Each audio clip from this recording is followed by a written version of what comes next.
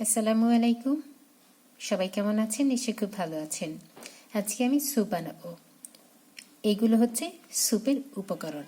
কেন ওগুলো এলোমেলো দেখাচ্ছি? এগুলো আমি সেকশন করে দেখাচ্ছি, কারণ হচ্ছে আমি ছাদ বাগান থেকে এরকম একটা বালতিতে এগুলো আমি নিয়ে এসেছি। আমি একটা ঝুড়ি হিসেবে আমার বালতিটা ব্যবহার করছি। একেবারে বাজার থেকে ঝকঝকে তকতকে একটা বালতি কিনেছি, গ্রিন কালারের, ছাদের গাছের সঙ্গে মিল রেখে। এখন এগুলো আমি আলাদা করব এবং প্রত্যেকটার পিছনের কাহিনীটাও শেয়ার করব। তো চলুন আমরা সেই কাজটাই করি। এবার আমি সবগুলো সেকশন করে নিয়েছি। একে একে বলে দিচ্ছি। এটা হচ্ছে ফুলকপি।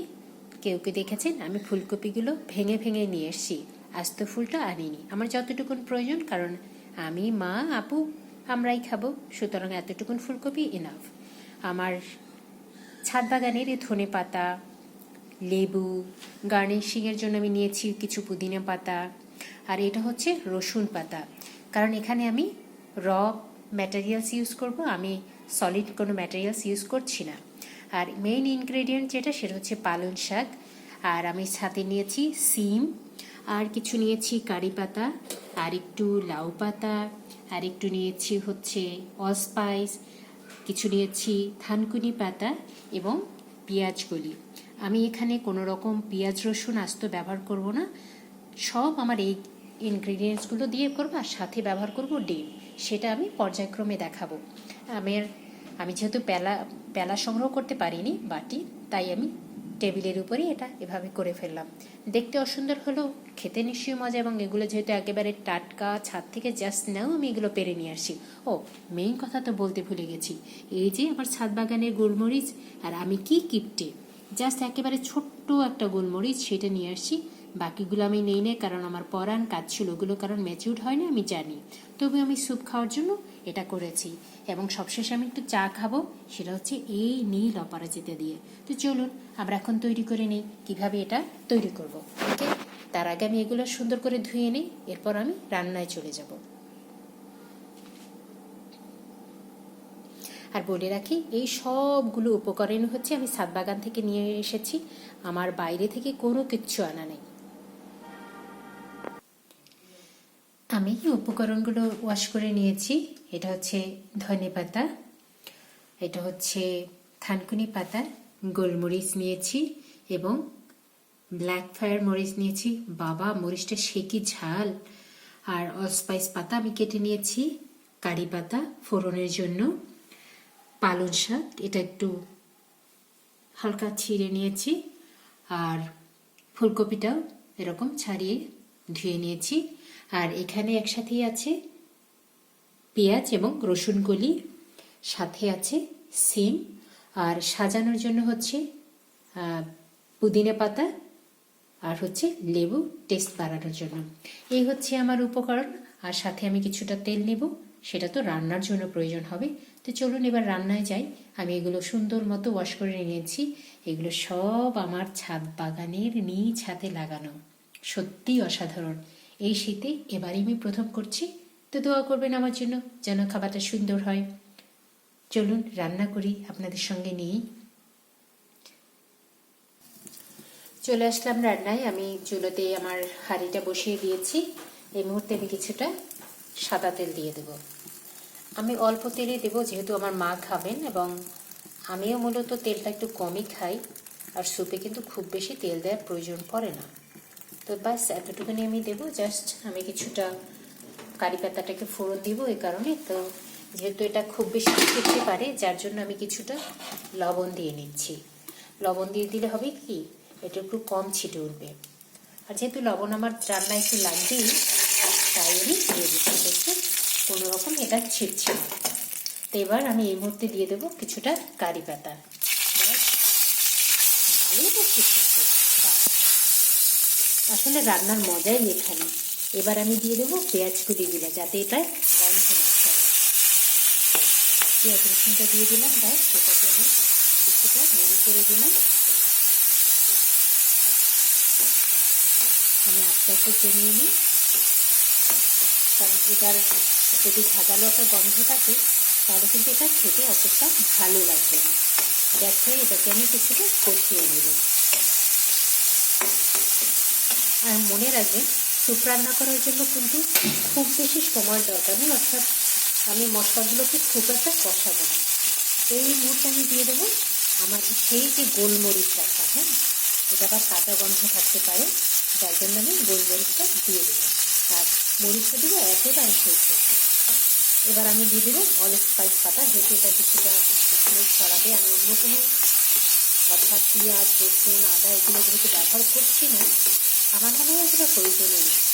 আর এই রান্নাটা আমার একদম প্রথম রান্না, আমার নিজের মতো করে রান্না।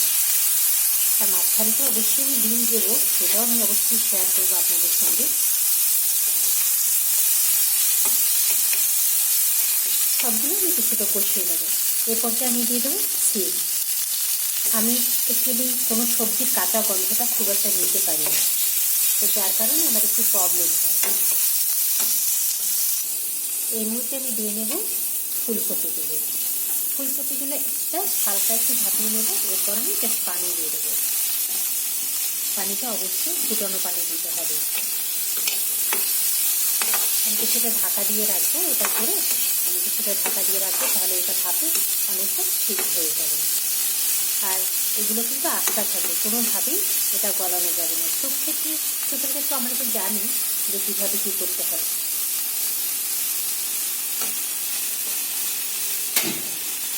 আমি চুলাটা বন্ধ করে দিয়েছি, এরকম এভাবে আমি কিছুটা ভাপে সেদ্ধ করে দেবো।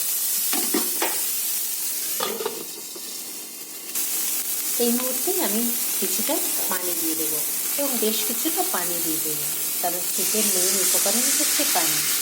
সুতরাং আমার পানি দেওয়া বলতে যেন আবার কেউ ভয় না পান, কারণ আমার সবজিটা সিদ্ধ হতে হবে। এটাকে কিন্তু অনেকটা সুন্দর করে কুক করতে হবে, যেহেতু আমার মা খাবেন। মার সব খাবারই একটু ওভার কুকড করতে হয় আর কি।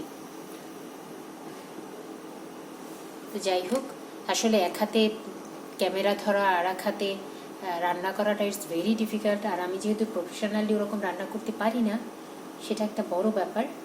আর এই মুহূর্তে আমি যখন এটাতে বলক চলে আসবে, তখন আমি পালং শাক এবং থানকুনি পাতাটা দিয়ে দেব। এই পর্যায়ে আমি ঢাকনাটা খুলে নিয়ে দেখলাম ফুলকপিটা অলমোস্ট হাফ সেদ্ধ হয়ে গেছে। এখন আমি এটাতে পালং শাকগুলো দিয়ে দেব। আর সবচেয়ে মনে রাখতে হবে, এই শাক দেওয়ার পরে এবার আমি আর ঢাকনা দিব না। ঢাকনা দিলেই আমার এই পাতাগুলো কালচে রঙের হয়ে যাবে, যেটা আমি কিছুতেই হতে দিতে পারি না। এবং এই পর্যায়ে আমি এই যে মরিচটাও দিয়ে দেব। মরিচটা আগে দিলে ঝাল একটু বেশি হয়ে যেত, মা খেতে পারবেন কিনা সেই ভয়ে আমি আর দিলাম না। এবার আমি হাই হিটে এটাকে রান্না করব। তো এটা এদিকে হতে থাক, ওদিকে আমি কি করেছি, দুটো ডিম নিয়েছি, সেই দুটো ডিম আমি ফেটাবো। এই যে আমি এখানে দুটো ডিম নিয়েছি, দুটো ডিম আমি ঘেটে তারপর যখন হয়ে আসবে সেই পর্যায়ে আমি ডিমটা দেব। দেখুন স্যুপটা কি সুন্দর বলক খাচ্ছে, দেখে তো আমার এক্ষুনি খেতে ইচ্ছে করছে। আর কি চমৎকার একটা স্মেল বেরোচ্ছে, পেঁয়াজগুলি, রসুনগুলি, অলস্পাইস, কারি পাতা আর এই যে নানা রকম শাকসবজি দিলাম, সুন্দর একটা স্মেল বেরোচ্ছে। নর্মালি বাজার থেকে আমরা যেগুলো নিয়ে এসে সেগুলো কিন্তু কিছুটা উৎকট গন্ধ থাকে, কিন্তু আমার এই গাছগুলি যেহেতু কোনো রকম সার ছাড়া অর্থাৎ কেমিক্যাল ফার্টিলাইজার আমি ইউজ করিনি, যার কারণে এতেই সুন্দর মিষ্টি একটা গন্ধ পাওয়া যাচ্ছে। আপনারা চাইলে কিন্তু এটা করে নিতে পারেন ছাদ বাগানে। আমার ছাদ বাগান নিশ্চয়ই আপনারা দেখেছেন, না দেখে থাকলে আমার চ্যানেল খুললেই দেখতে পাবেন। আমি এই মুহূর্তে ডিমটা দিয়ে দেবো, কিন্তু ডিমটা দেওয়ার বেলায় আমি আর ভিডিওটা করতে পারবো না, বিকজ আমি এক হাতে ডিম ঢালবো আর এক হাতে এটা ঘেটে দিতে হবে, আদারওয়াইজ ডিমটা একই সাথে শক্ত হয়ে যাবে। সুতরাং সেটুকু একটু স্কিপ করে গেলাম আমি। এ পর্যায়ে আমি ডিমটা দিয়ে দিয়েছি এবং ডিমটা দিয়ে এখন একটু ভালোভাবে কুক করতে হবে। আর ডিমটা দেওয়ার বেলা একটু সাবধানতা অবলম্বন করতে হবে, যেটা আমি একটু ভুল করে ফেলেছি, অর্থাৎ চুলার আঁচটা তখন কমিয়ে দিতে হবে।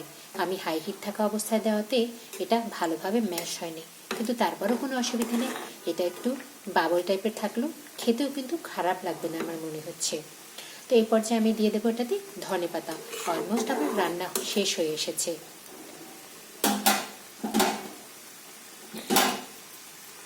আমি কিছু ধনে পাতা এখানে রেখেছিলাম, সেই ধনে পাতাগুলি আমি দিয়ে দিচ্ছি।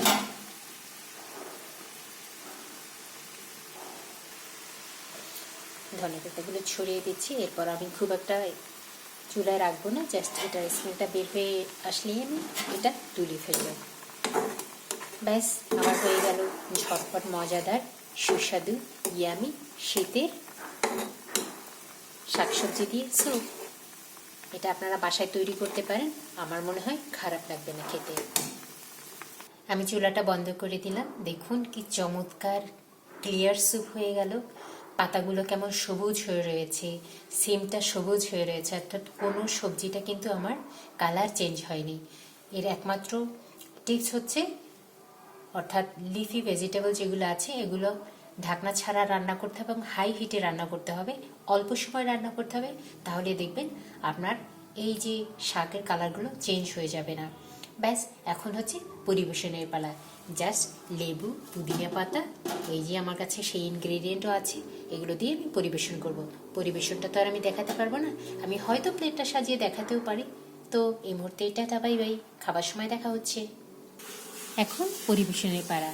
সুন্দর করে ধোয়া ওড়ানো স্যুপ। এবার আমার মায়ের জন্য এটা দিলাম। মা খাবেন বলে কিছুটা অল্প দিয়েছি, আমি খেলে তো একদম ভর্তি করে খাবো, সেইটা আর দেখালাম না, নজর লেগে যেতে পারে। তো থ্যাংক ইউ, আপনারা এটা ট্রাই করতে পারেন। আর আমার ছাদ বাগানের জন্য অবশ্যই দোয়া করবেন। Tata bye bye.